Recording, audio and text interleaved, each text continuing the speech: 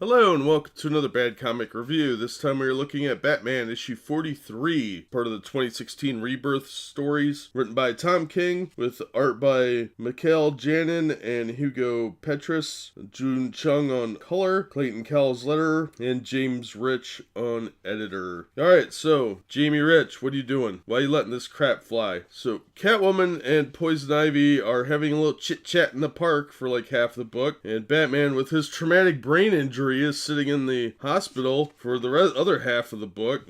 Batman insinuates that Harley and Ivy have some kind of relationship. I don't know if they're implying lesbians or just besties, or I don't know what this is. But then Catwoman has this long drawn out conversation against some digital art where she then kicks the crap out of Poison Ivy in the most action-packed scene in the whole issue. And that buys Batman like 15 seconds to try and snap Harley Quinn out of the mental trance, which of course he does, and then jumps out of a window with a traumatic brain injury and lands on his Batmobile, which he somehow has access to. And he also apparently has a machine that puts his pants on in the car. Okay. And I assume Harley Quinn knows who he is in real life too, because he had to have taken the bandages off in the car. So then Poison Ivy talks her down. There's some hugging and mild cheek smooching. I don't know, there's probably some hot scissoring action they cut out. And we learn that Riddler lied to Poison Ivy at some point about some storyline that happened like 20 issues ago. There's no real context given for that. There was some sort of war between Riddler and Joker is all I've ever been able to gather. It's ridiculous. And they took our Ivy to somewhere called Sanctuary, which is part of the big crisis that's coming up. So I guess that's supposed to play into that. But otherwise, there's no context for what that is either. I only know that due to recent advertising. And then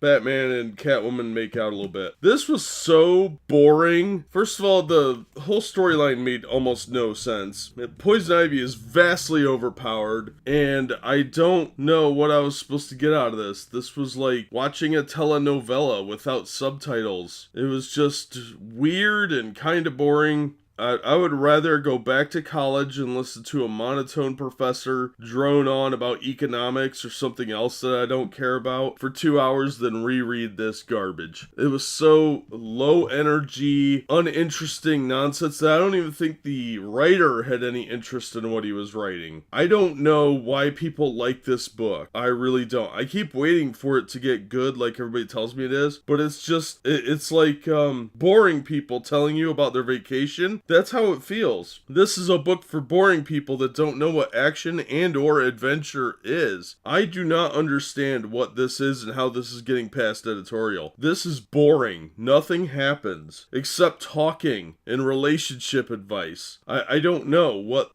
I'm supposed to be getting out of this. This is mostly a Catwoman book. She seems to do everything, and she does the one hitter quit, so it's pretty short fights when she does do stuff. So I don't get it. But I'm not recommending this. This is the most boring Batman series I've ever read. So I had to actively tell you not to buy this crap. I don't know why this is a Batman series. Not my thing. But with that being said, that'll do it for this episode. As always, thank you so much for listening and supporting the channel. If you like the video, hit the thumbs up and consider subscribing so you don't miss any future reviews. And we hope to see you on the next one.